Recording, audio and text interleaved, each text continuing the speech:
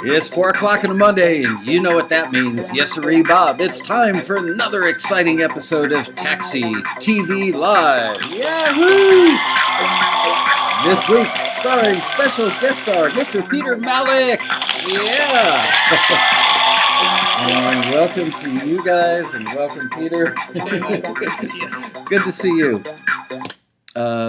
I'm excited to have Peter here. I've wanted to do a gear show for a while now, and Peter and I've never met until like 10 minutes ago. We've talked on the phone. Yes, we've spoken on the phone several times.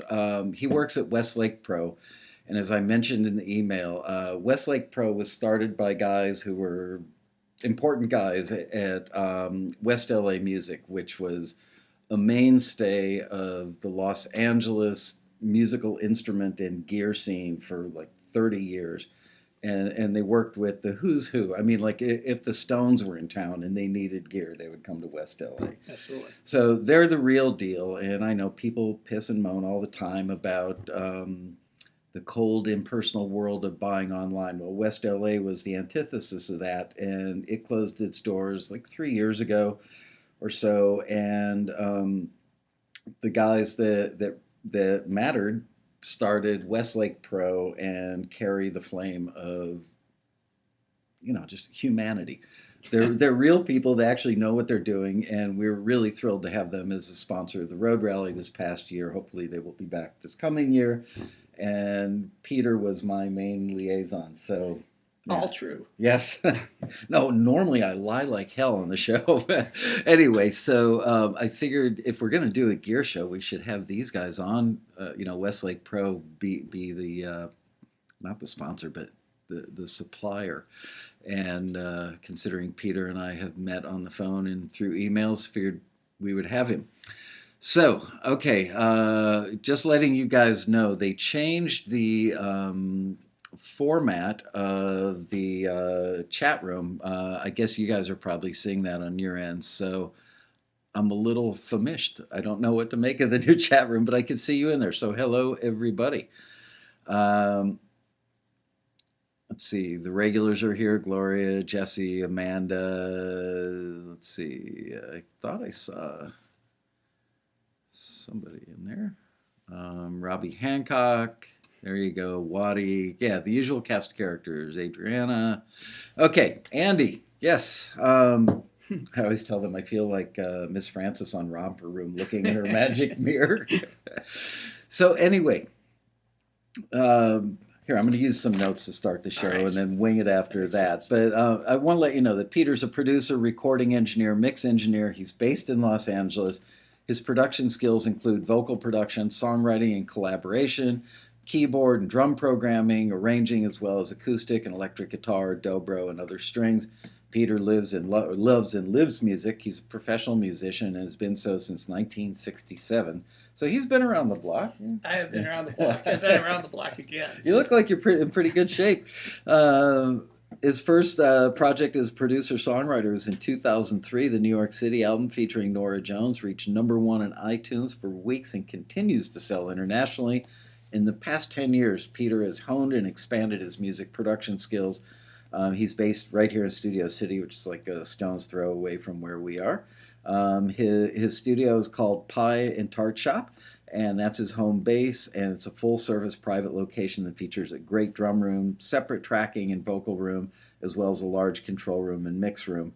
And so he's from your world and happens to work at Westlake Pro, so he's like the perfect guy. So I have a lot of experience buying gear from Westlake Pro. Right, Pro exactly. Before I went to work there. Yeah, that's the bottom line. he's you. So we're really excited that he's here. I don't know why this chat. Okay, the chat is working. Great. All right.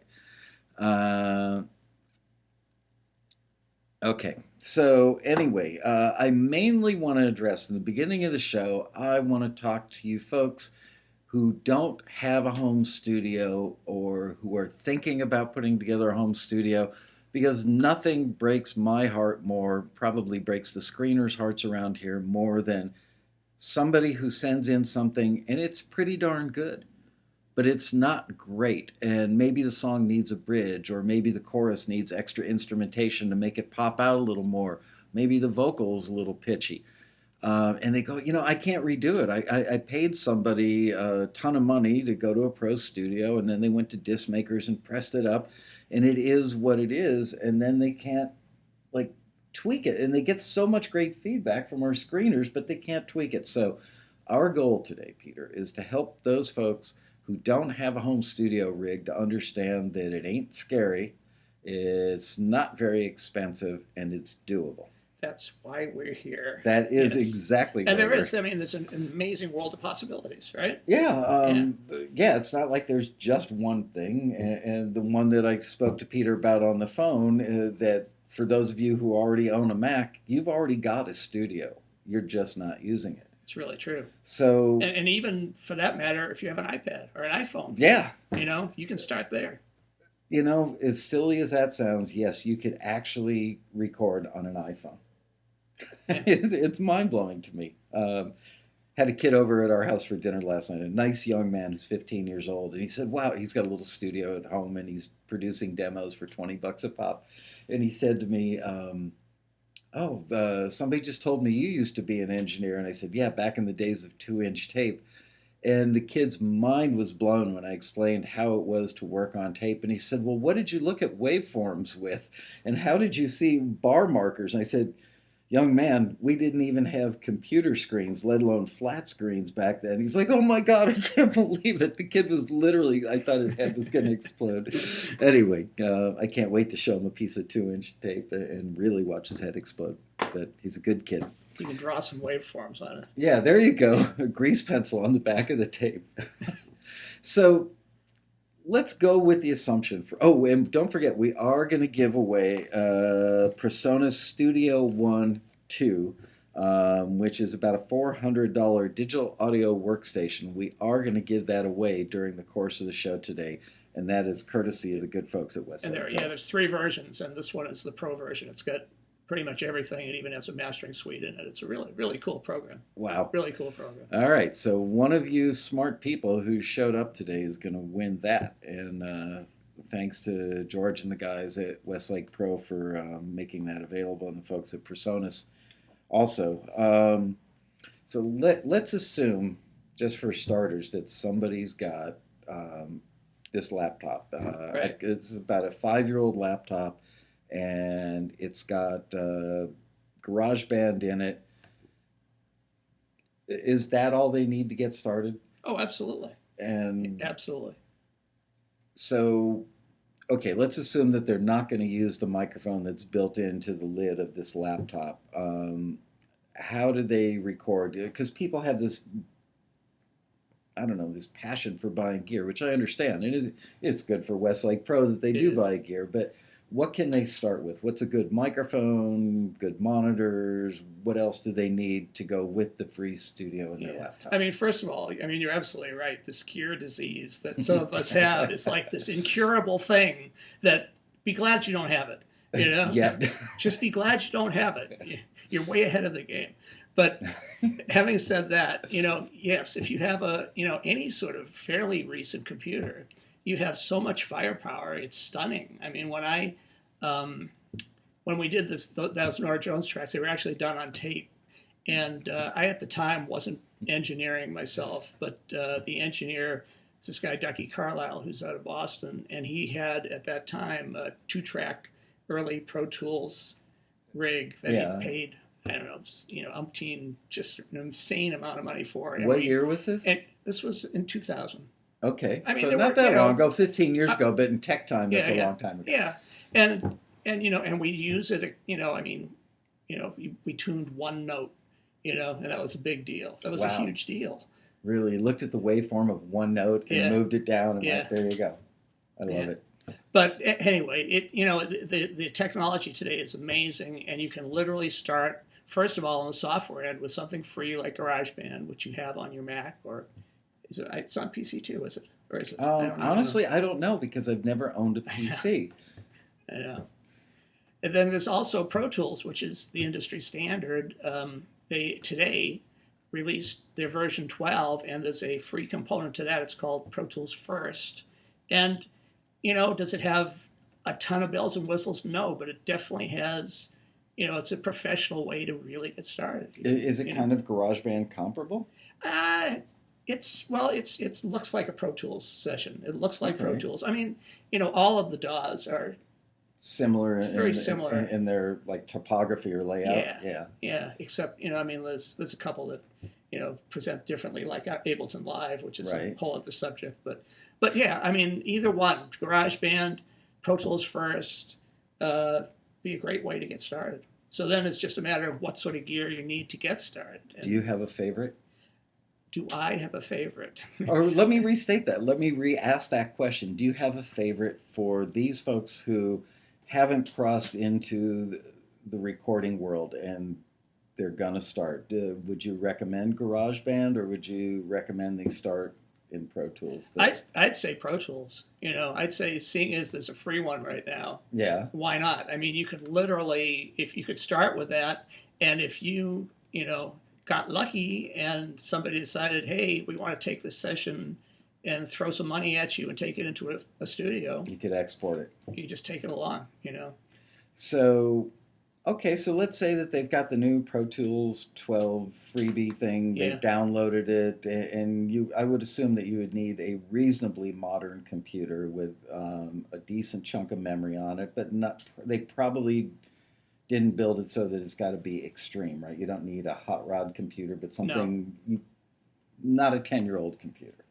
Yeah, I mean, you might be able to squeak by with a 10-year-old computer, Okay. but Um, but you're going to run into certain problems. I mean, basically, very quickly, there's going to be some component or plugin you're going to want that just won't run on the 10-year-old computer. right. I I had to revert on my operating system on my Mac laptop right before the road rally because I was having an issue with whatever was the most up-to-date OS right before the road rally, like a month before, Yeah. and it was restarting all the time, Wow. like Yeah. 10 times a day. So I went back to 10.6.8, and I'm starting to see stuff now that I'd like to have on my laptop that I can't. Yeah. Someday I'll get around to solving all these issues. But yeah, so you need something fairly modern, and I would guess that more than anything, the most important thing is add extra RAM. You can never go wrong adding Exactly. RAM is cheap. Yeah. Random access memory is cheap. Yeah. And yeah, add as much as you can. And don't go to the Mac store to add the RAM. You can do it yourself. Exactly.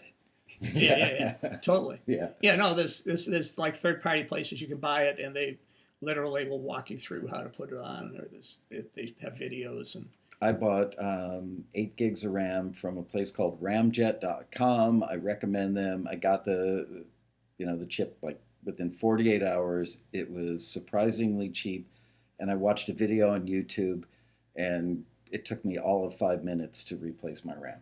yeah. Cool. Just make sure that you don't spark anything. All right. So Yeah. what directions to go? I mean, I guess there are. If you want to go like really sort of basic, I brought some display, what would you call it? If Vanna White were here, If Vanna White were here, I'd be a lot closer than I'm sitting to you. I don't know. What do we call it? Props? Examples of stuff that you should think about buying. products too. There you go. All Yeah. right. So anyway, I brought this Apogee mic. It's called it. And don't be hold it Yeah, up they're nice and over- close. There you go. I know, and it's backwards. Yeah, it is backwards. And I mean, literally, depending upon what you want to do. Are you a vocalist, who wants to sing to a track? If you're a keyboardist, you don't really need to have an audio interface outside of a microphone, right? Right. Does that make sense? And if I'm, ask questions if I lose you any place here. But yeah, I mean, this Apogee mic is a USB mic. So it plugs directly in the computer. You don't need any other interface at all. There we go. Yeah. Okay. So that's one way to go, right? And it literally just plugs in and it works. And it works. I mean, on a Mac, it's very, very, very straightforward. Like and the red again, light, the red light goes on and you can use it. Yeah, I mean, it's exactly. that easy. And just like you were saying, I mean, there's this amazing, like encyclopedia times 10 billion called YouTube, Yeah. right? That you can pretty Anything. much. Yeah. Anything. I mean, that's the bottom line. It's like there's like no excuse, right? Right. I mean, if you're in the game, if you want to be in the game, you better get in the game. And if you want to be trying to pitch songs, you need to have them sound decent. I think people have a fear of not sounding decent. Well, somebody can always do it better than me. Well, that's true. Somebody can play guitar better than you can. Somebody might be able to write songs better than you, but you got to start somewhere. And it comes down to being able, the more you can do, the more you can go back and change your stuff, the better you'll become, the faster you'll become better. Okay, so here's a question already. Somebody's saying, got it. Somebody's asking who is this guy, and somebody else is telling him. So Okay. Thank you for that. Okay, so let's say they've got the microphone, and now they've got the new free basic version of Pro Tools, which is enough to do what we're talking about. Exactly. I mean, and you could literally, even without any sort of, like MIDI keyboard, you could literally use their virtual instruments inside the free version of Pro Tools. You could literally play a piano part or a keyboard part on your computer keyboard. Isn't it hard to play it on a computer keyboard It without is, black and white keys? It is. I mean, they could go buy a keyboard for how much? Yeah. 50, 60 bucks You for a can, basic you keyboard? can buy a very, very, actually pretty decent keyboard for under $100. Yeah. Wow. Yeah. But I mean, that's so literally, if that's your thing, if you're a keyboard player, and you're a vocalist, a USB mic you could get by. Wow. You'd be there, right? Yeah. And how does that thing sound? It sounds really, really good. I mean, all of Apogee stuff is really good. And Shure actually is coming out with a whole line of USB mics that it's going to be out in July, I believe. I hope they come out with a 57. Anybody who's ever recorded anything knows that the Shure SM57 is the go-to mic for like snare drum and guitar amps. So I hope they come out with a USB version of 57 that actually sounds like a 57. Yeah, I'd be very happy. That would be really cool, Wouldn't it? Yeah. Okay, so you guys have heard me plug the Apogee One, and I want you to know, I don't make a penny. I've never made a penny for plugging the Apogee One. They sponsored the Road Rally for a few years. They don't anymore. I got this thing for my daughter Hannah years ago. Can I hold it for a second? Yeah. Just understand that that's what it looks like. And Peter's boss doesn't want us to take the stuff out of the box because then it's hard to sell, and I understand that. But okay, this thing is about the size of an iPhone. Okay, so understand that it's again, plug and play. You plug it in. It is. If I remember on Hannah's thing, it's got some software, interface software that you install that pretty much installs itself on the Mac, and then it lets it talk to GarageBand. And I don't even know if you would need that if you were using the Apogee One in Pro Tools, right? I don't know if it. Yeah, no, you wouldn't. Okay, yeah. So the difference between the microphone and the Apogee One is that the Apogee One also acts like an interface in a direct box, essentially, right? Exactly. I mean, there's two sort of key components that you can't do without to get a sound out here in there, and one is a preamplifier, which is going to amplify the sound. The other is a converter, which takes you from the analog world to the digital world. And both of them are super important, and Apogee is really good at doing both. I mean, there are a lot of, not so great sounding interfaces that, on both cases, both preamp and converter. And so that, I mean, if you're serious about your sound, then you want something that's of good quality.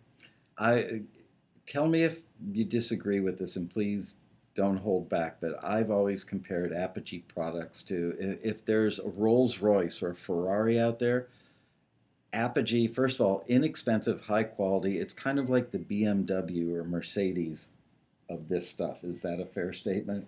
Yeah, it really is. And, and also to be fair, as technology has moved ahead, and I've owned a bunch of Apogee products, Mm-hmm. There are other companies who've gotten very good at it too. Name some of the other companies, because it's not just the Apogee show. Yeah, we're not getting paid to plug anything. There's a company called Antelope, and they're sort of a little bit higher end, but they have a product. I mean, if you're actually looking to go all the way in, there's a product that is basically a studio on a rack. It's got 12 preamps. It's got at least 12 channels of conversion, analog to digital and digital to analog. It's got a handle on it. You can take it with you, and you could record a band literally, with this box, and it's about $2,000.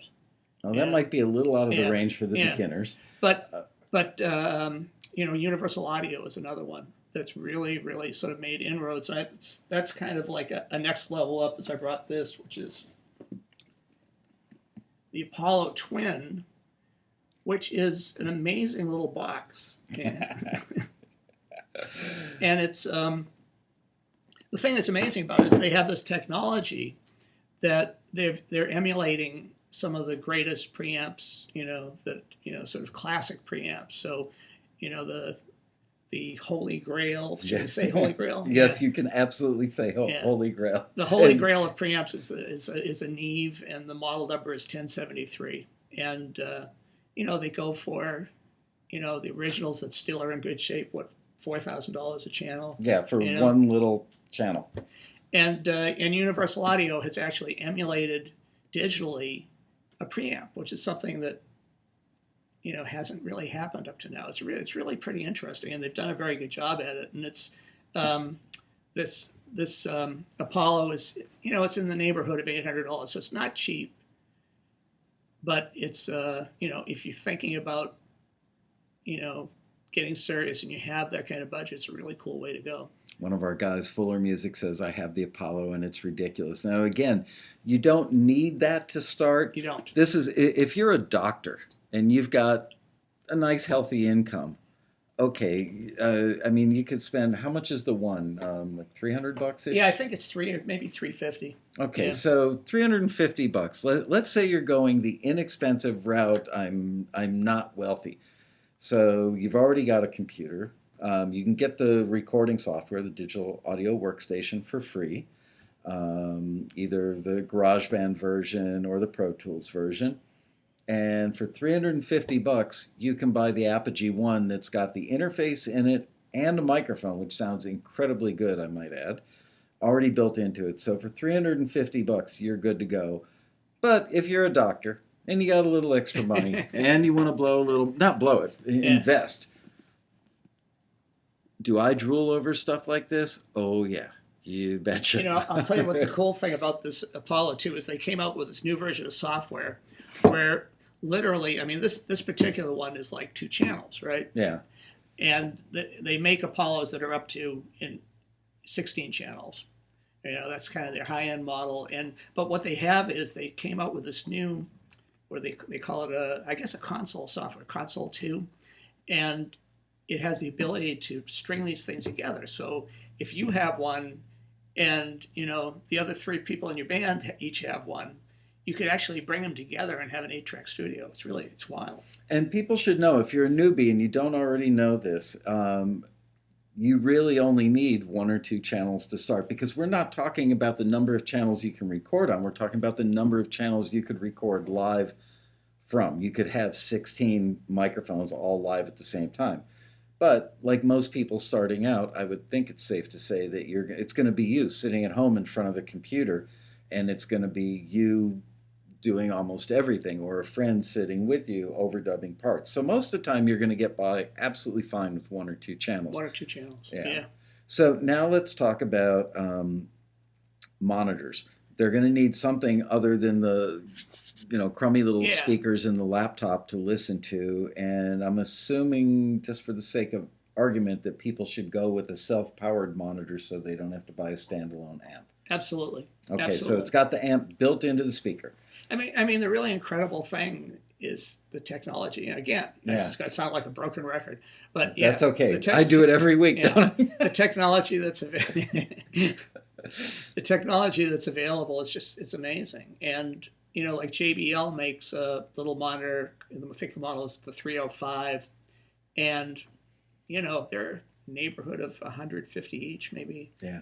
Under $300 for the pair for sure, which are really amazing sounding monitors.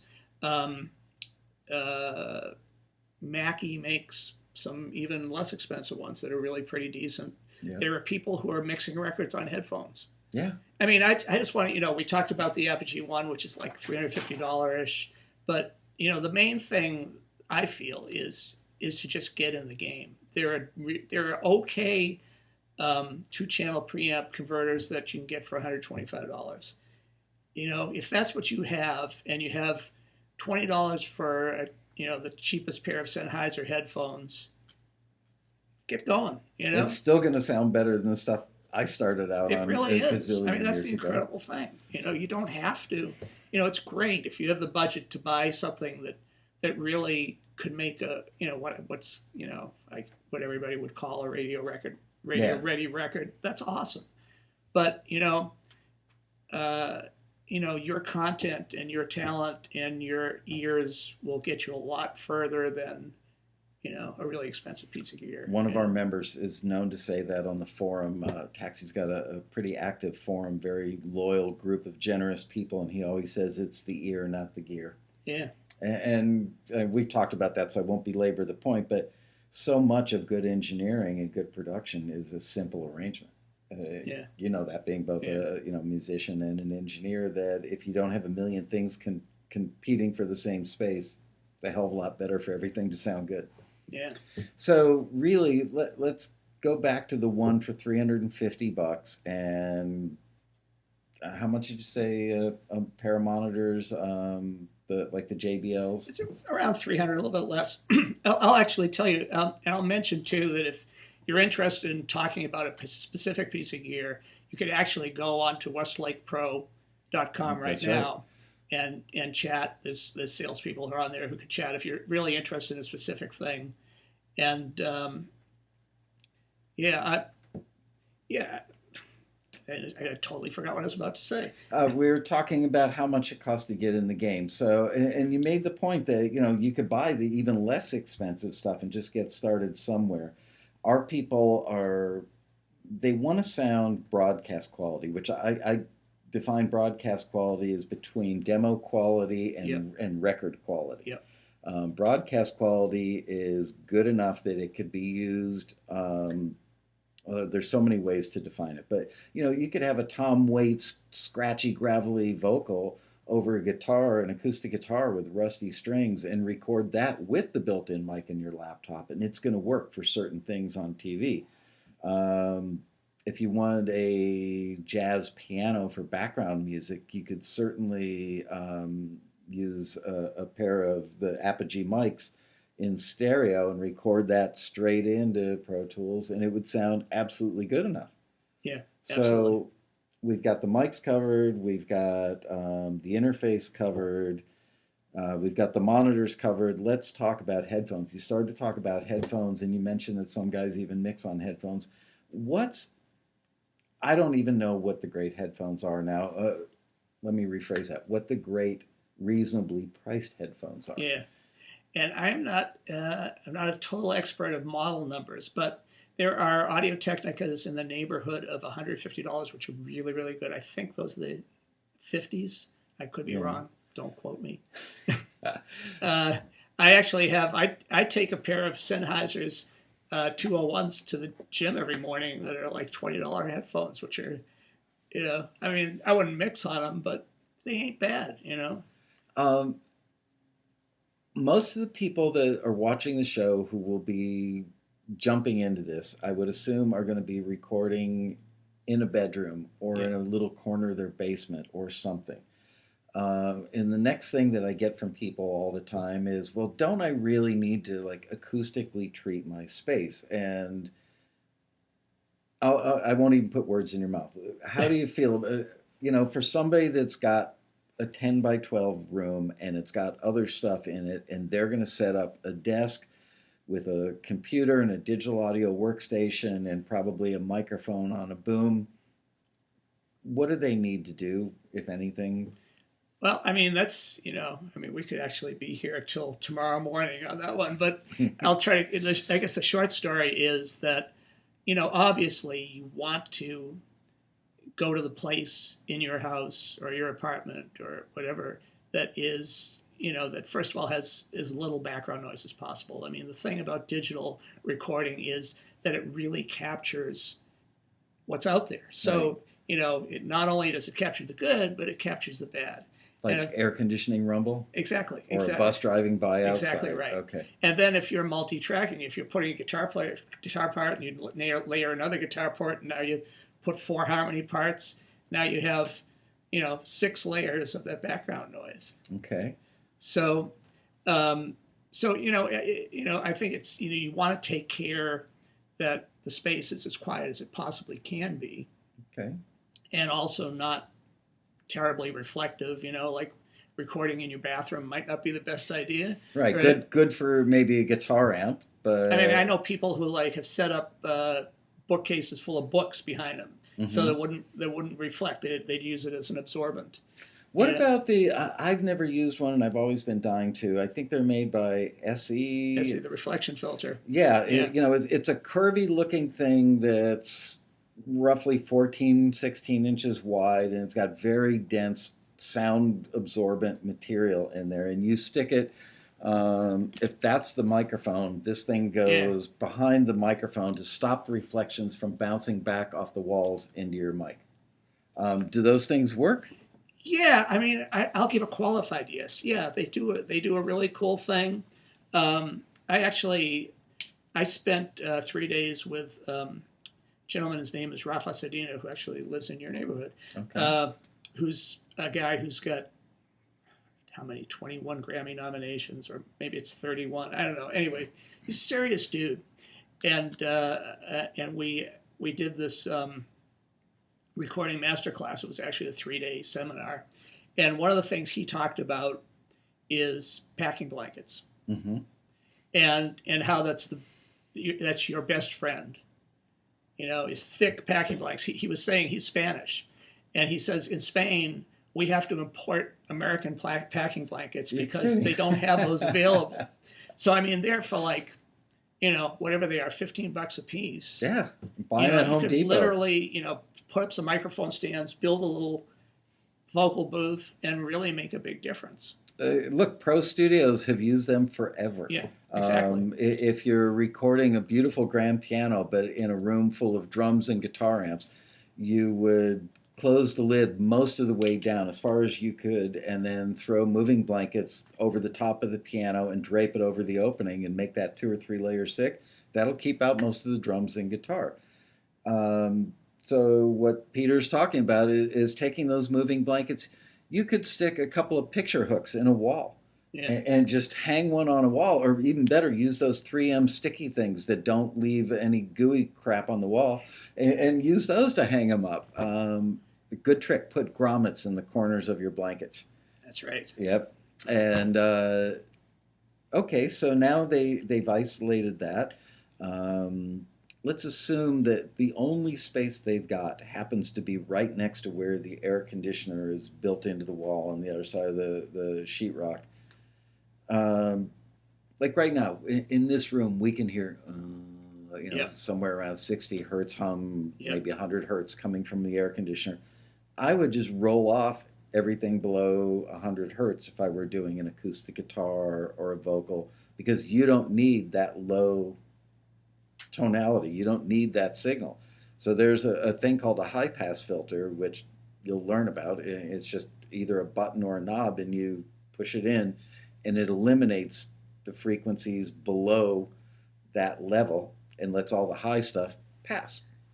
And that's really, that's one of the amazing tools in the digital arena, where you can literally find, if you need to, you can find probably a free EQ online. Or I think, I'm pretty sure that Pro Tools First comes with a simple EQ. I would think, yeah. And you could do that. Yeah. And all an equalizer is, don't be intimidated by EQ. All it is a glorified tone control. And who among us cannot adjust the tone on their stereo? We've all got a bass and treble, or bass mid-range and treble control on our stereo or our car radio, and you adjust it to where you like it. That's Absolutely. EQ. Absolutely. Don't overthink it.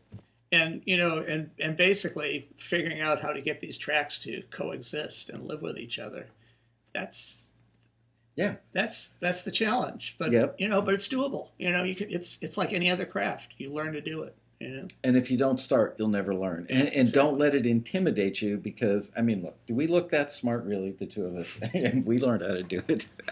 I mean, come on, some of your fellow members in the room, many of your fellow members know how to do it. So I really, really, really want to implore you guys that, implore you to just start. It's not very expensive to start, and don't get sucked into I've got to wait until I can afford this piece of gear because there is not a piece of gear that I've ever met in my 40 years in the business. I've never met a piece of gear that ever got anybody a record deal or earned them a multi-platinum record. Nobody in the listening, in your fan base or no music supervisor is ever going to say, oh my God, they must have used an Apogee One, or they must have, recorded that on a vintage Neumann U67 tube microphone. I'm going to sign them. Yeah. Doesn't matter. No, you're absolutely right. It's all for us. Yeah. After the first $1,000, it's all, pardon the vernacular, but it's mental masturbation. It really is. um, Okay, well, now that we've been kicked off the air for using the M word, okay. Andy Gabris says, yep, buy the cheap stuff and still obsess over the expensive kit. Okay. Okay, so the main takeaway from all this is that you will spend less money on the gear than you will in a day or so at a studio. And by teaching yourself this stuff, you will have the ability to record whenever it hits you. You can get out of bed at 2 o'clock in the morning and run into your studio, hit the power button, and in 5 minutes be recording.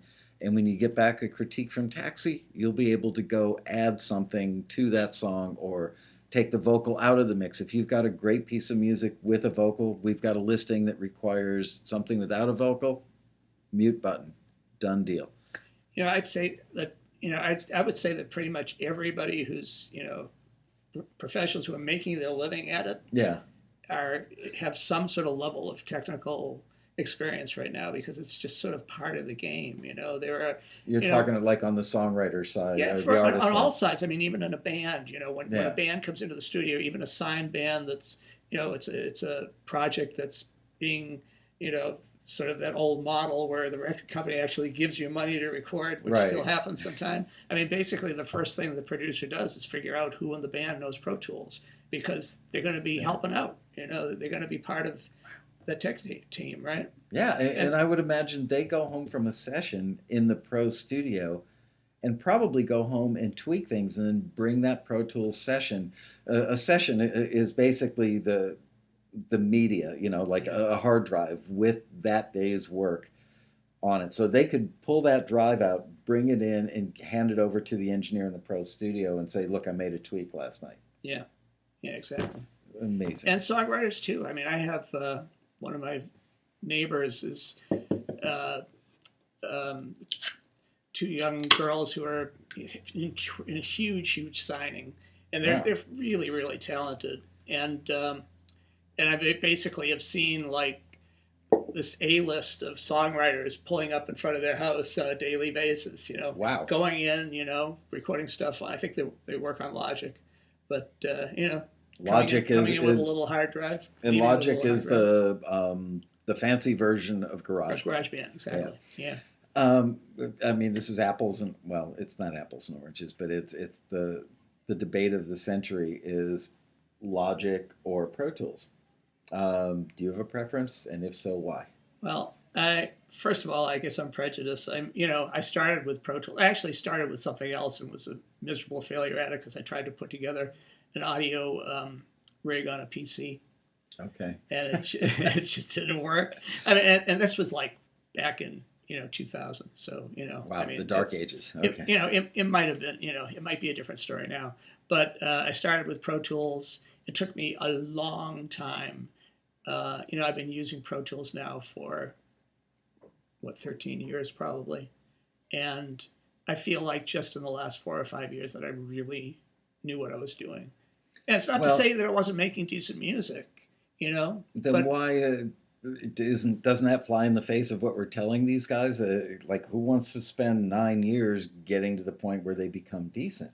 well, I mean, I think it's the type of thing that the more you know, the more you realize you don't know. And it's kind of, I mean, I love that, And it's not you about, know. I'm assuming it's not about the technology or the gear so much as the ear training over Yeah, yeah. that I mean, period. it's just this huge panorama. I don't know. I look at it as an amazing challenge that I'll never get there, Right, you you'll know. be perfecting until the day you drop dead. But and it's not to say. I mean, I started right off, and I did stuff that I got placements with it, and Okay. I mean, but I mean, I look in retrospect now, and I feel like, all right, now I kind of know what I'm doing, and I was kind of lucky back then, you know. I think that engineers go through stages. The first stage, when you're a rookie, absolute rookie, is just getting the signal from the microphone to make the meters move and know that you're actually recording it. And you have no mastery. So it's like getting paint on the brush and getting the brush on the canvas, but it doesn't mean anything yet other than paint on a canvas. Then you go through an imitative stage where you go, oh, now I understand what an equalizer and a compressor do. And now you're able to paint a painting that looks vaguely like somebody else's painting. And you go through that imitative stage, um, which is good because you want to copy sounds from other people that have forged ahead before you. You Mm-hmm. know, you want to be able to get that Yeah, snare sound, yeah, or and look, let's face it, so much of this stuff is a preset. You know, you yep, don't have to spend. Back when we started out, it was, spend 8 hours on the drum kit to get the snare to sound perfect. Now you can push a button and get. Oh, let's talk about drums in a second. So a lot of the presets are there. And then you go through this imitative stage where it sounds like other people's stuff. And then once you're comfortable with that and you master it, then you go into the stage that you're at now, which is constantly striving to be who's the guy in Star Wars? Obi-Wan Kenobi, right? yeah, Where you're yeah. always like looking to take that perfect snare sound and make it even more perfect. But that's a personal challenge. It's not something that's going to get you a placement It's really or, not. I mean, I know I have a friend who worked with Kanye for a while, yeah. and Kanye went over his house one day at like 5 p.m. and my friend said at 4 in the morning he went to sleep, and Kanye all that time was trying to get a kick drum sound, Wow. and my friend went to sleep, and he's still trying to get the kick drum sound, and it's like, I mean, that level of obsession can be a good thing, right? Well, Because, but at the same time, it's like at the end of the day, you know, your record isn't going to sell 2 million copies because your kick drum sound is 1% better than it was 10 hours ago. only other engineers Yeah, or producers are going to give a damn. yeah, If, yeah. It's really true. yeah, and Kanye probably sat there and said, Beyonce's got a better kick drum sound than you do. It's interesting. You're talking about presets. It's like I'm going to jump ahead technology-wise, but there's a program, there's a plugin. There's this company called Isotope, which makes some really they're very smart guys. They're like, I think, MIT students who went on in Boston to start this company, and Okay. they have some really cool stuff. They have this mastering program called Ozone. Mm-hmm. Ozone 6 is available right now. And I saw I think it was your last email, and you were looking for Lana Del Rey or Lord Right. soundalikes, Yeah, right? I think that just went out maybe this morning or Yeah. something. Yeah. All right. So in Ozone, you can literally take you could put in the Lord track as a reference, and it will analyze the tonality of it, and you can dial that tonality into your track. Unbelievable. So it's what's the amp? We were talking about a guitar amp before, the Kemper. Yeah. It's a German guitar amplifier that models other stuff. So this sounds like this is modeling the mastering setup, the EQ, the compression, everything. And can you just push a button and say model it and then duplicate it, Well, or it do you have actually, to? you sort of dial it in. So in other words, it'll read the tonality of this, and it's not. I mean, it's not necessarily totally magic. I mean, if you're if you recorded something that sounds like dogs barking in the Right. night, and then expect it to sound like a Lord track. It's Right. probably not going to do that. But if you had similar But instrumentation, yeah, if you were actually trying to do the sound alike on a tonal basis, you could use this to actually dial in. All right, I want it to sound, I want to change the tonality that much, and it'll bring it towards the wow. the dynamic of the Lord track or the whatever you put into it. I guess on one hand, it's got to be amazing to see that happen. On the other hand, it's such a crutch that I'm afraid that people are going to lose the craft in the ear. I think the ear is still important. I think you don't lose that. I guess you have to know Yeah. what it is that makes the Lord thing sound right in order to Yeah. dial it in. One can hope. Um, okay, I want to talk about. Oh, and the monitors one more time that you recommended. Yes, the JBL 305s. I Really heard cool. those just before the road rally last year. Yeah. The guys at JBL invited me over and they took me into their listening room. I've got to say, I haven't been a fan of JBL products so much for the last couple of decades, but I used to have a pair of JBL 4311s, which were 12-inch three-way, and they were the predecessor to the NS10s. That was kind of the de facto over-the-meter bridge near field monitor. Everybody mixed on. Yeah, Yeah. until the NS10s came out, and then everybody shifted over to those. Anyway, JBL products went through a period where I wasn't a fan. They sounded very mid-rangey, and when I heard those, I was stunned. There's no better word than just stunned at how gorgeous they sounded. They really are, and for the amount of money, it's kind of crazy. And really not much bigger than this box. I mean, Yeah. so if you've got a small space and you need something that's like, I don't know, 9 inches tall by 4 inches wide, I've heard them. I spent an hour listening to them and I was blown away. And I listened to their big brother, and I forget the model number on those, but just Yeah, I think it's a 308. Yeah. smoking. Yeah. Just It's also not really super expensive. no, and again, they're self-powered, so you don't need to have an amp. You just plug them in and go. So okay, so we're looking at, let's say $300 for the monitors, $300 or $350 for an interface, Apogee. Yeah, so that's $650. A mic can start- stand, for $50, and what else? Yeah, you can start with a free piece of software and see where that leads you. Yep. Oh, one other thing. I'm going to go grab a prop. I'll be back in Alright. 10 seconds or less. 'Cause I know that I've He's- got one He laying is. He's around. not going far.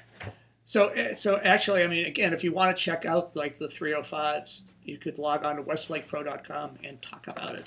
Oh, you know what? I want to mention something too. Yes. Because you were mentioning about as far as buying online and the old school nature of buying, at a place like Westlake. And one little secret that you guys might not be aware of is that a lot of manufacturers have a minimum price that you can put online.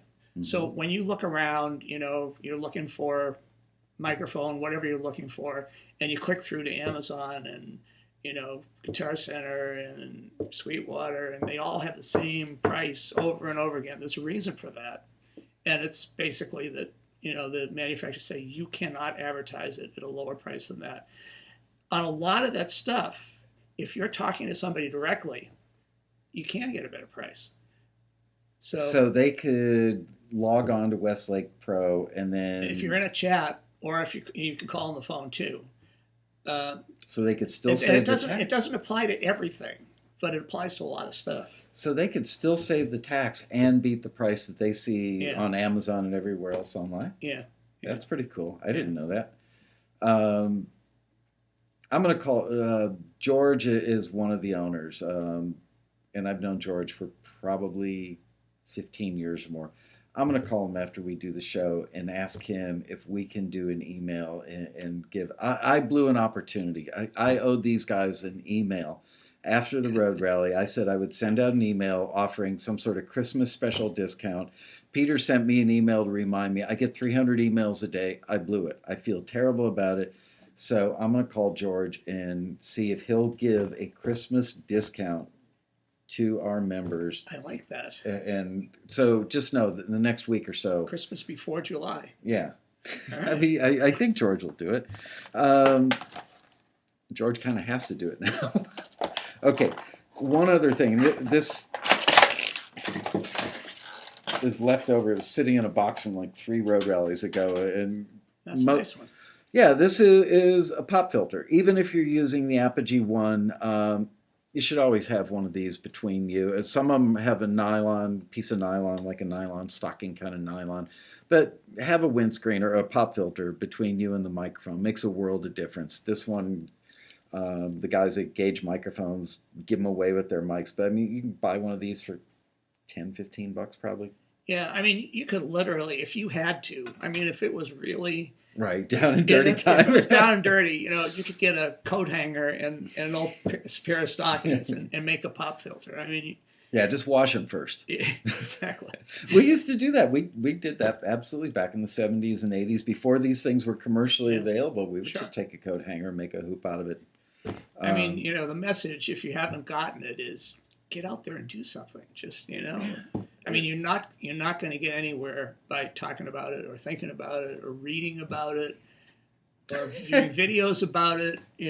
I just had a vision of one of our male taxi members, his wife coming downstairs in the basement and seeing a pair of her pantyhose, laying somewhere near his computer going, honey, is there anything you want to tell me? Oh, well. To each his own. Hey, I'm not judging. Okay.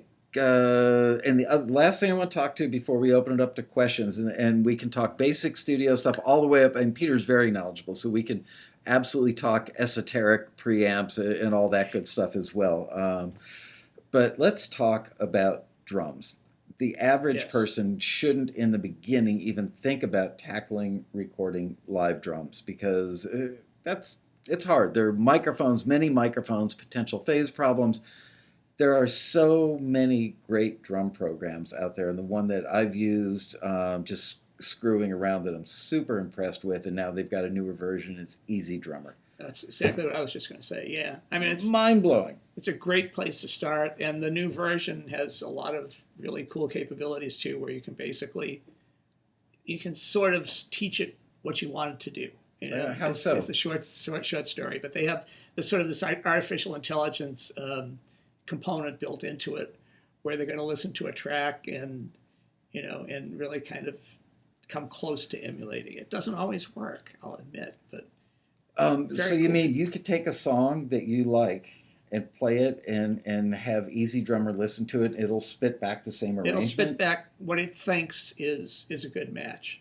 Sound wise and or arrangement wise? Arrangement where feel wise. Wow. Doesn't always work. Is but- it like but it's- 80% of the time it works? Pretty decent, yeah. Because that's, I think one of the things that intimidates a lot of people starting, I know this would intimidate me. I've never done any MIDI stuff. So sitting down with a MIDI controller and editing MIDI, to make your drums do what you want them to, that's off-putting to me. But the sounds that you can get for, around what, $100, $129 or something? Yeah, something like that. I mean, these are world-class drum sounds, real drums recorded in, some of them in Avatar in New York, Studio A, which is by far my favorite drum room in the world, and many other fine studios, just smoking hot drum sounds. And then, of course, you can buy like a Latin drum kit. You can buy all kinds of add-on things for not very much money, but even the basic thing that it comes with sounds amazingly good. And I like the fact that you don't, potentially you don't have to sit there and edit MIDI notes to make your drum track, to build your drum track. That's Yeah. mind blowing. No, yeah, you can really get a lot. You can get a lot out of the program, and they actually make a piano program too. Have you seen that? I've seen it. I haven't Yeah. used it yet. Yeah. It's interesting. I mean, I wouldn't personally use it as the main instrumental track on a track, but Does it? Why not? because I mean it's very very generic. But as far as sitting in the back somewhere in an arrangement, you You'd can make never it know. work. Right. Yeah. Okay. So if you were doing like solo jazz piano, where you might normally record it with the lid open with a couple of great sounding mics and stereo and make it really sound amazing. It won't do that, but part of an ensemble, it works great. Yeah. Okay. It's easy keys. All right. Okay, so now we've covered all the basics, and I want you guys to start asking Peter questions because he is really, truly a world-class authority. And like I said, the difference between just Aha, somebody using Easy Drummer too. Cool. and do you like it, Gareth?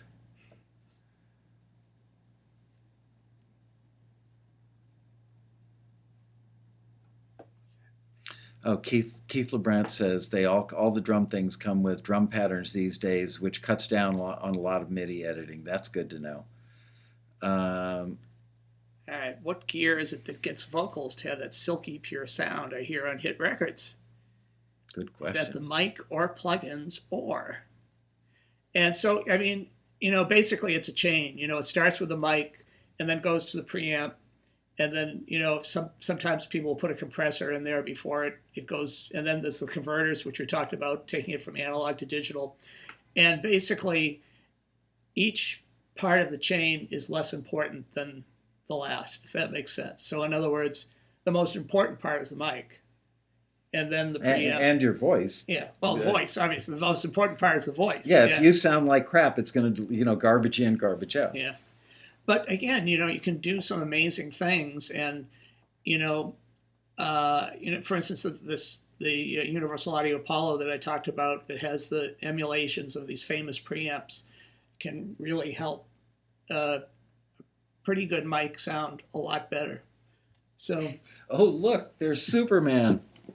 yeah, exactly. Wait a minute, come back here. I am drooling over that, I've got to admit.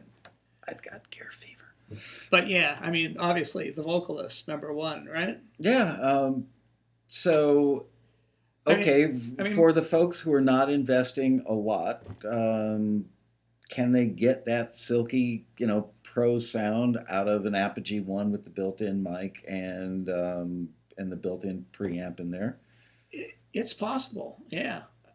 I mean, Bono used an SM58, a Shure $100 mic, Right. to do a lot of vocals, right? Yeah. Michael Jackson used an S7, SM7, which is about a $300 mic, another Shure. And it can be done. Um, at what point does it become your ear more so than the gear? Like for getting that sound, see, I can envision, and I'm sure a lot of our more sophisticated viewers, you can hear that vocal and go, okay, what I want is some silk up there around 10,000 hertz. Yeah. I don't want the bottom to be tubby, but I want it to be nice and full in the bottom. And you can actually kind of visualize an EQ curve in your head. You can hear how much compression or limiting is on it. Um, is there anything that can take a relatively new user that's kind of an autopilot button where you can kind of, this piece of gear and that button is going to get you pretty darn close?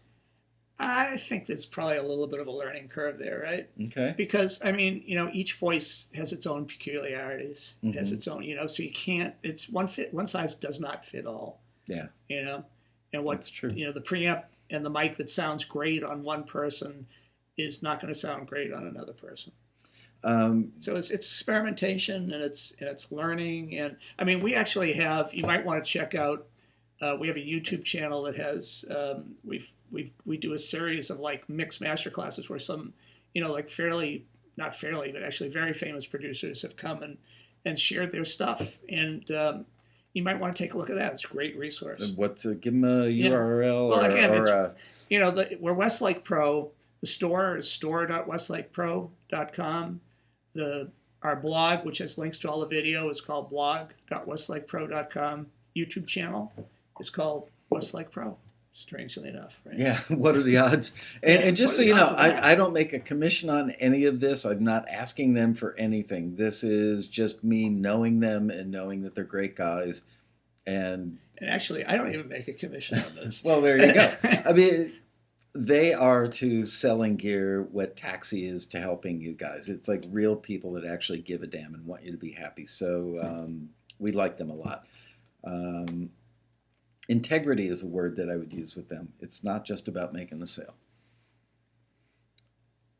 Okay, let's see. Question.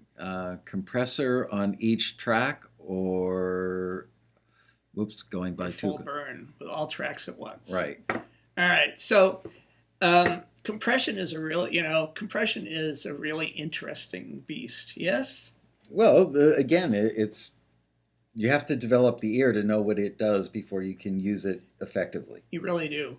And my tendency is I like to record things as naturally as possible. I mean, I use outboard compressors. We're going to go to the drums thing, but I'll say it quickly and we'll move on.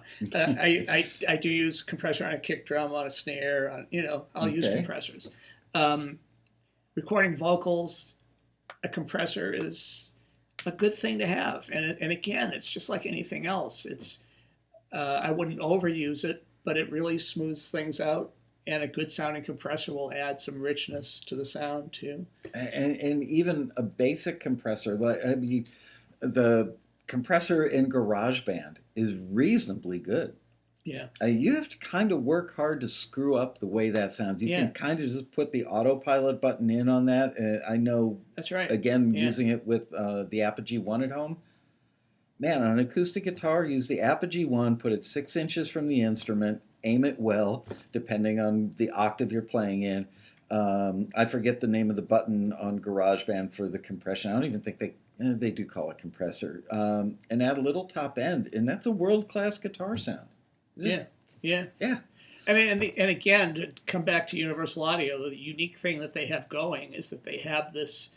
You can, if you are working with one of the Apollo interfaces, you literally can use a software compressor as you record in, which is, typically, historically, you needed to have the outboard hardware, but you can actually record through that compressor.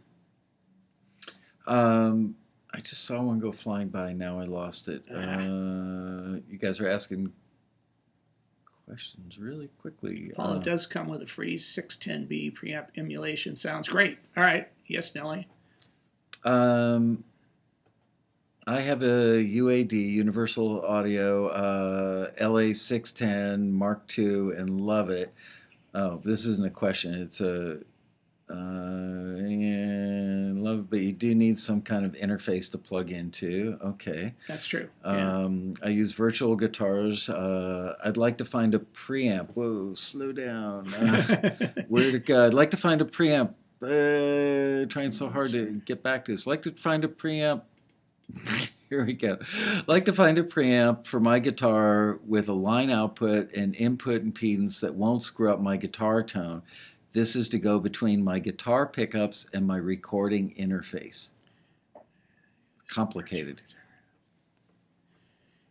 I tried a preamp for my guitar.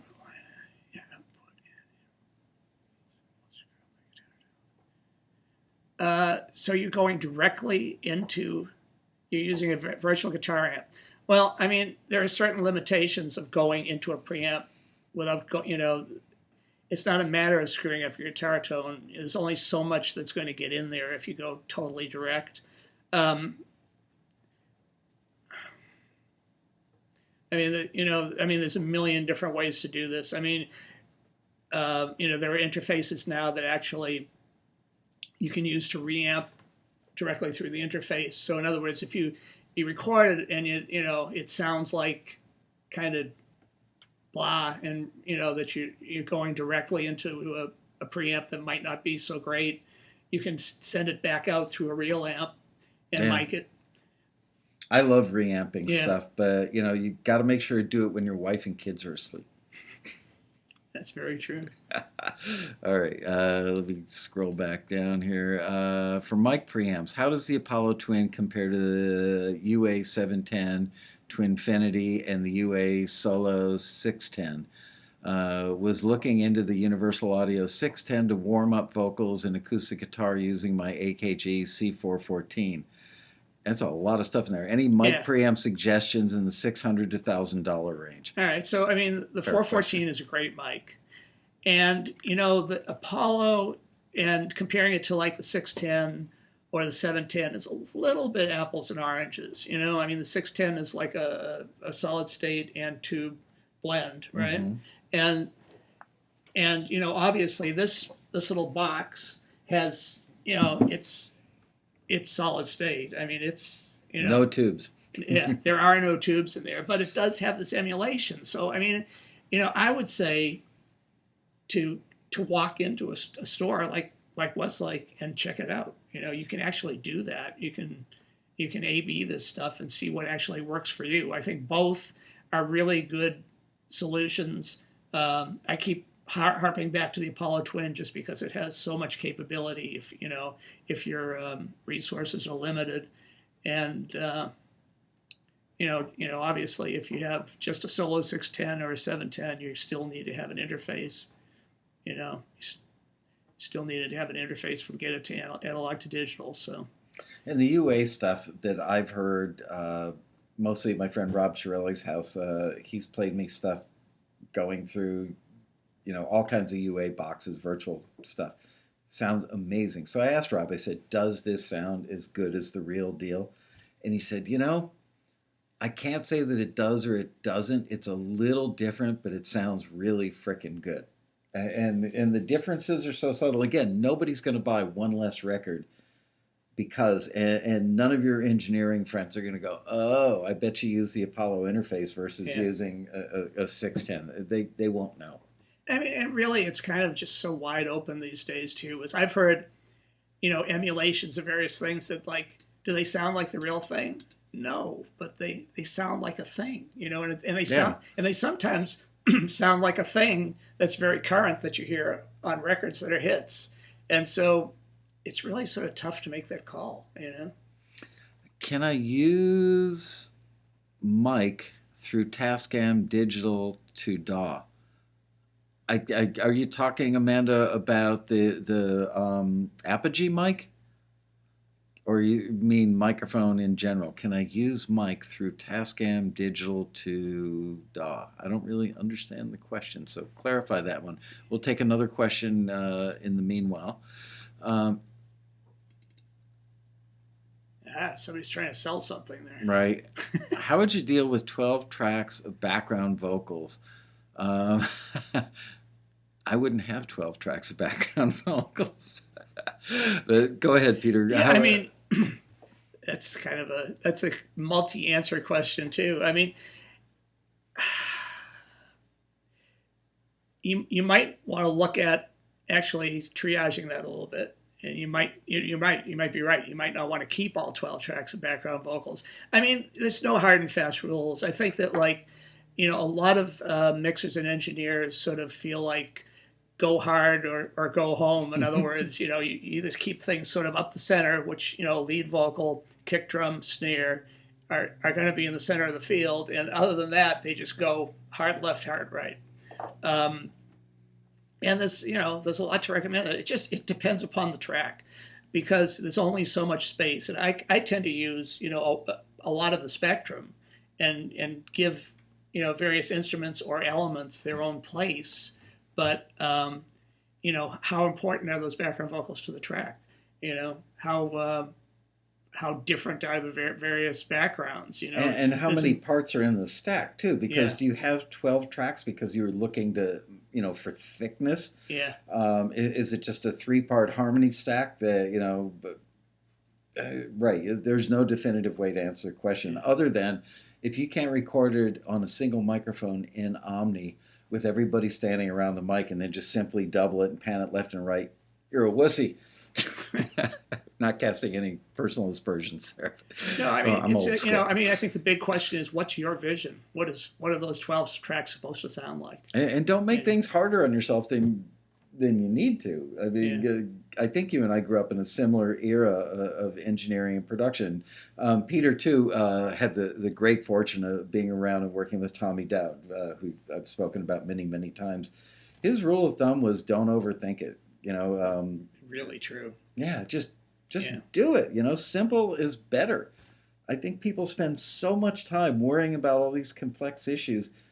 Get the performance. Don't worry about 12 background parts. It was. I mean, he was a guy who would be in the studio and would just sit and listen, and then he'd walk up and say like, "Hey, where you have that C? Why don't you put it at B flat right there?" And it was like, a safe cracker cracking a safe, Yeah. right? Because it just made, he'd say 10 words and it changed everything. Yep. And That's a great analogy. It's true. Everybody in the room would just go, oh. oh yeah, let's try it. He had Oh, X-ray vision. yeah, He really yeah. did. He's an amazing man. Okay, let's see.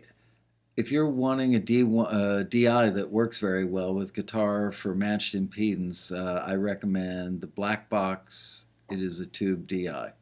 This Okay. wasn't a question, it's a recommendation. By the way, we do have on the Taxi Forum a recommended gear area where you guys can go recommend stuff that you actually own and use and love, and to your Cool. save your fellow members the heartache of buying stuff they might not like. Um, how do you send? Oh, this is a good question. Uh, how do you send something out of GarageBand to reamp it?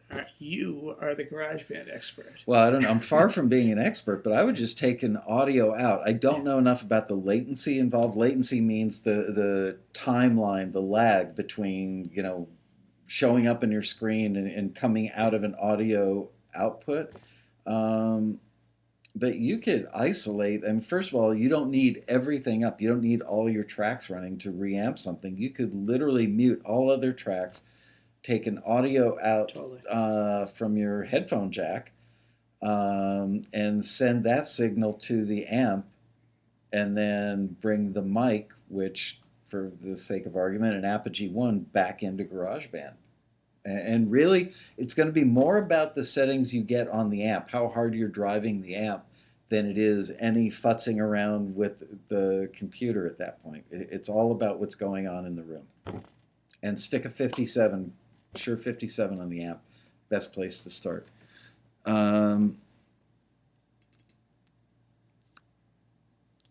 Okay.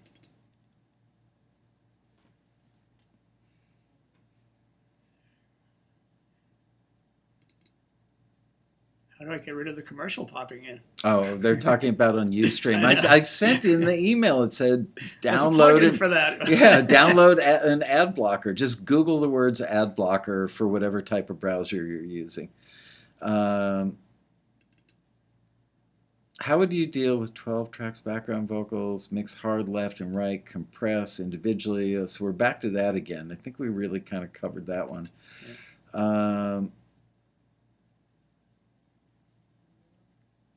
Oh, okay, here's one. Question. Recording plugins, stereo or mono?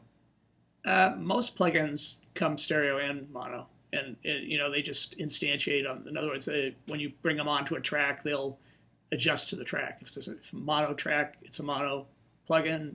If it's a stereo track, it's a stereo plugin.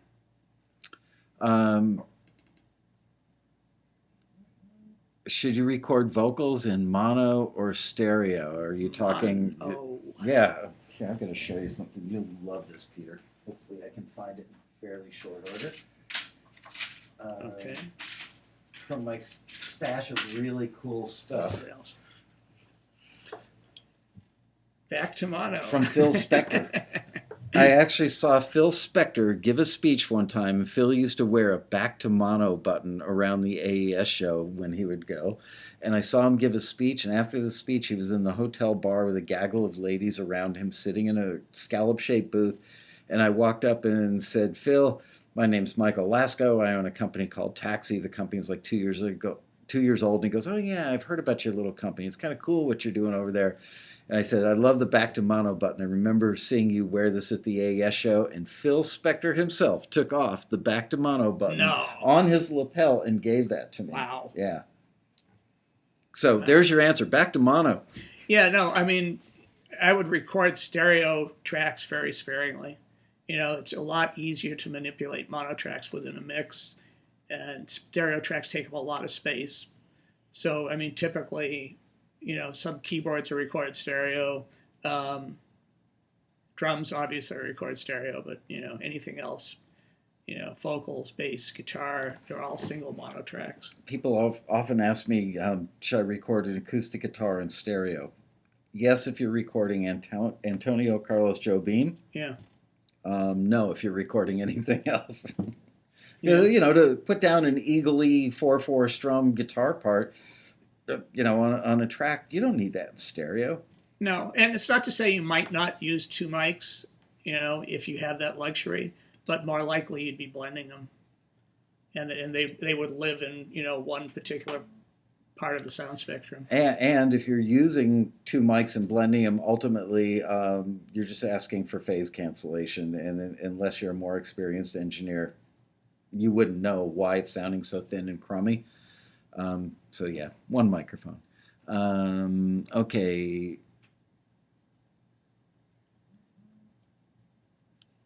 Okay, so many plugins are stereo now, but it can sound muddy. Go mono and pan as needed. In general, yes, yeah. I think if we're talking about just starting out, where you're going to be recording a guitar, a vocal at a time, you're not going to be recording drums. I mean, as a rule, you could assume that everything you record is going to be mono. Okay, Amanda's back with her question about the microphone. Can I route my Neumann mic through my digital Tascam desk and then straight to the digital audio workstation, or do I still need a preamp? Chances are that your digital Tascam desk does have preamps on it. Chances are also they're not great preamps. So the answer is yes. And also, if you have a Neumann mic and it's a really high quality mic, you have the resources, I would definitely look to have a really nice preamp to put that mic through. It might just be something as simple. If you're not getting signal to pass, it might be that you don't have the 48-volt phantom power going out to the microphone. That is true. I've seen that. I've seen experienced engineers make that mistake 1,000 times. So microphones require voltage to work. At least cardioid condenser mic, or not cardioid, condenser microphones require 48 volts. And if you look on the back of a lot of consoles or workstations, there will actually be a switch that makes the 48 volts live going out to the mic input plugs. Very technical, aren't I? How to best mic horns? Close mic, or overheads? Well, first of all, it depends upon the horns. What horn you're recording, and well, I don't use overheads on horns. I mean, but for something like a trumpet, you might have the mic a little bit away from the horn. It just depends upon the horn. It depends upon the sound you're trying to get. Depends on the octave. Depends how the dynamic of the part, right? All that stuff. Yeah. But this is what you learn over time. I treat horns like background vocals. You can hardly ever go wrong putting a horn section like in a horseshoe shape and having them all blow into one mic. Yeah. They'll find the blend amongst themselves. Yeah, that's what I've recorded with Omni mics, which are, I mean, then you're talking about different types of mics, which, cardioid mics are, I mean, you have mics that are focused on one specific place. You have figure eight mics, or mics that actually switch into figure eight, where you could literally have a horn player on each side, for instance, and then a mic that goes into Omni mode, which is recording in a 360-degree field. You could, as you say, put your horn players around the mic.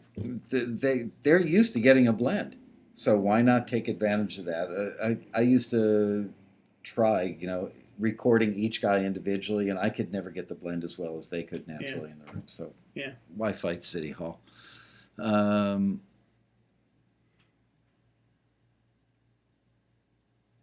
The artist Inga sometimes has 80 different background vocals mixed on her music. She's spending way too much time in the studio.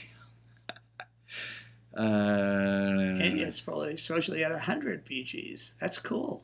I don't think any of us are, complaining about how many background tracks. I mean, I think the one thing that I'd say is if you're in a bedroom that has a certain amount of outside noise, when you start to, stack up 100 tracks, you got problems. Mm-hmm. You got technical problems.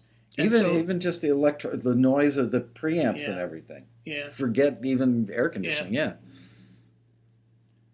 So there are certain things. I mean, I think a lot of this, like learning to do it on the cheap and learning to do it in the space that you have, there are certain adjustments that you have to make that, you're going to be doing certain things differently than you would be if you had, you know, a layer or the Village Recorders, $1,000 a day studio. And it just is, but it doesn't. It's not a bad thing. And nobody's going to buy one more record, and you won't get one more placement if you have 100 background vocal tracks versus 3. Looking for a vintage plug-in EQ. Okay. There's tons of them. Any one that you prefer? There's a McDSP that's called what is it called? It might be called Vintage EQ. That would make sense. Works for me. There's the Waves Puig Tech, which emulates the Jack Joseph Voltex. Quigs. Yeah. EQP is a really cool vintage EQ. There's a number of, again, Universal Audio emulates a bunch of the, iconic EQs. What else do I use? Yeah, McDSP, I think, as far as like a vintage sounding EQ, is my favorite, and I can't think of the name of it. And I think it has vintage in there somewhere. It'll come back to you. All right, scrolling down for more questions.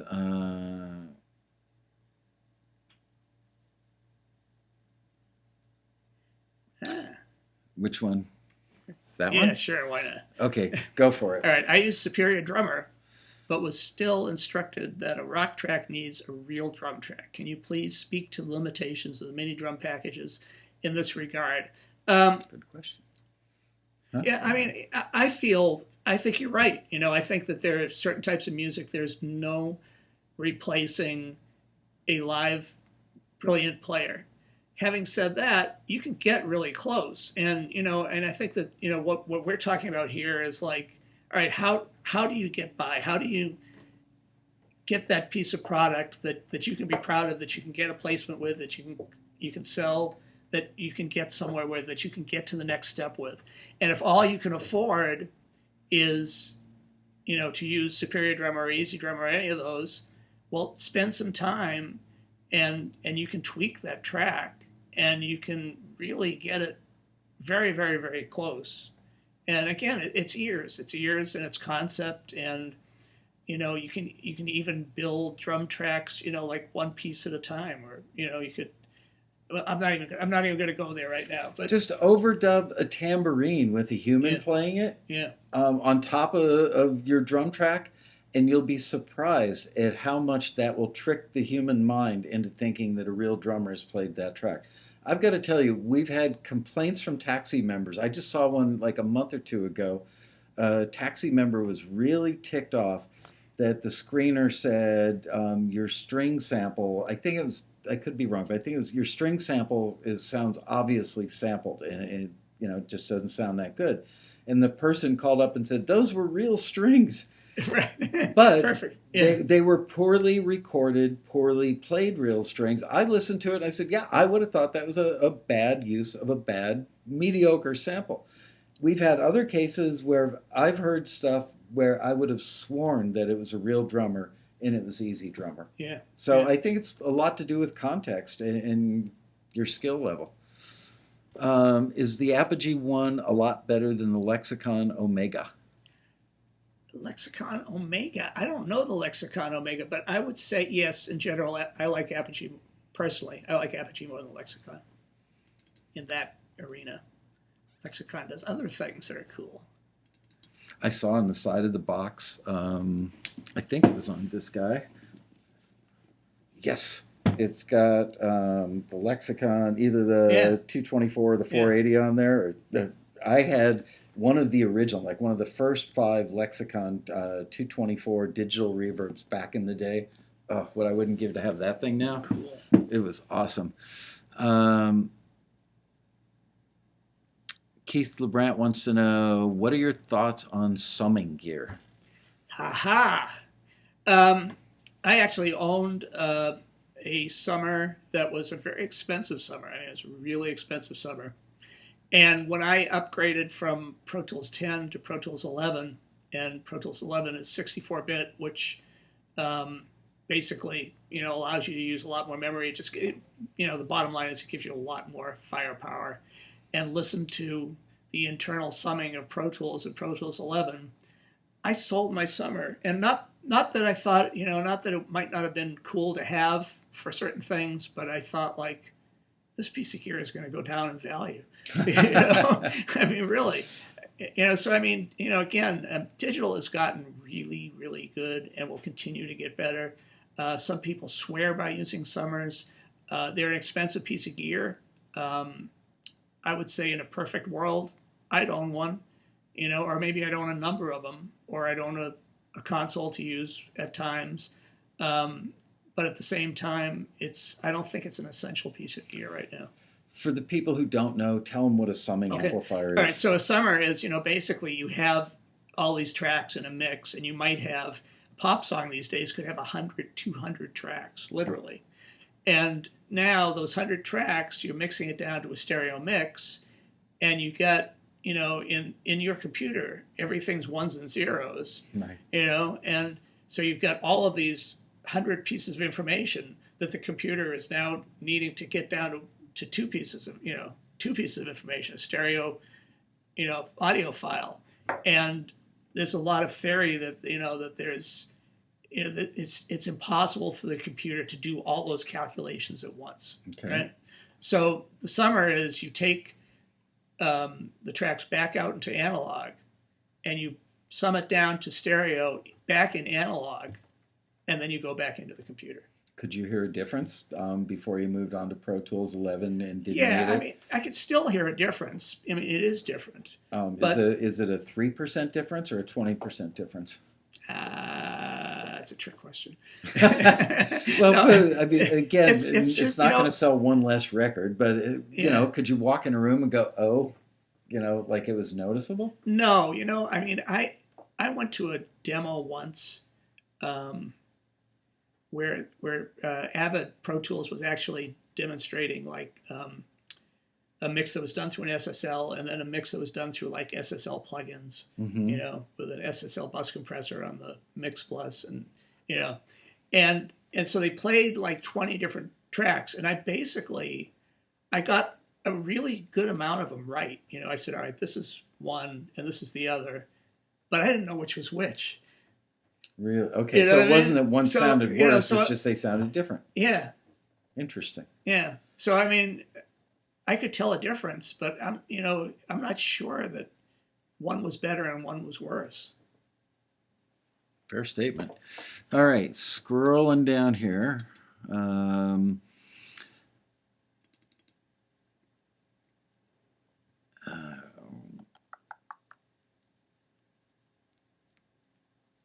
Mono for vocals takes up less space, yeah.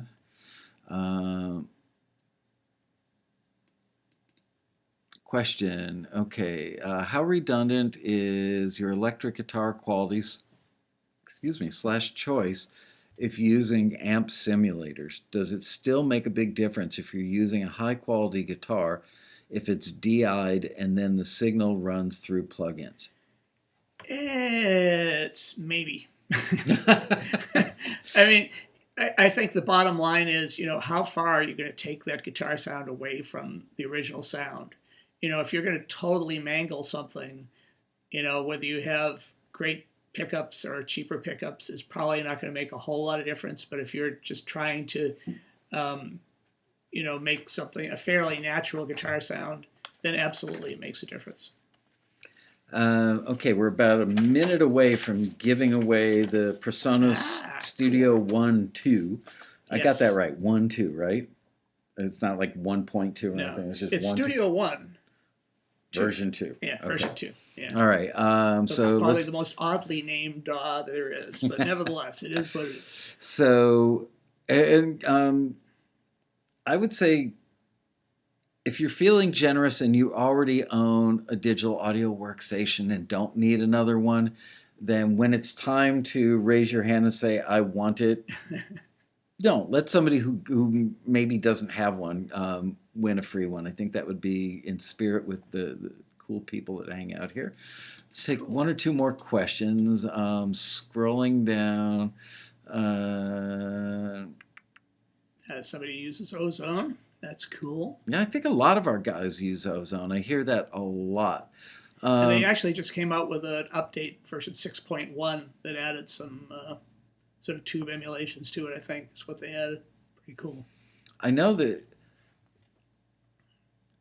people want a magic button that automatically masters stuff for them. And for years, I was always saying, mastering is an art unto itself. I worked on big records, and mastering engineers were always like Yoda to me. That I would be amazed by how they could take something that I thought was perfect and make it sound 15% better. Yeah. I'm starting to believe that software has gotten good enough, and emulation software, mastering emulation software has gotten good enough where it's almost at the point now where you can just hit a make the sound better button.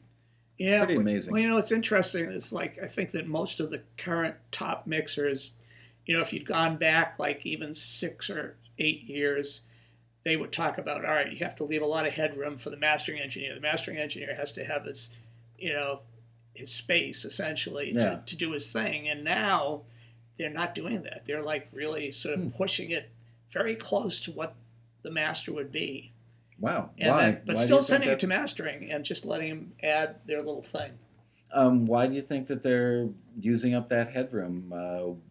What has changed? I think that the tools have become, good enough that they can do 80% of what the mastering engineer would have done themselves, and then they have control over it themselves because they have a concept of what they want.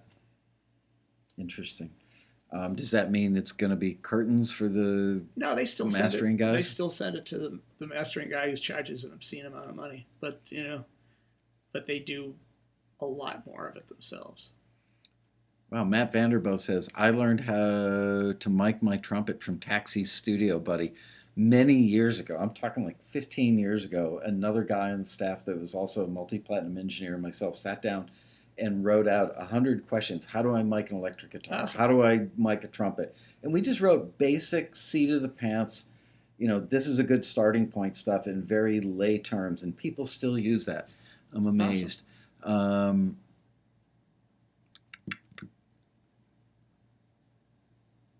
Amanda says, thank you for that advice. Depends on horn player. Woo, I got some catching up to do. Way got to catch up. Yeah, as I had the thing kind of paused so we could go back. Okay. All right. Trying to find another question or two.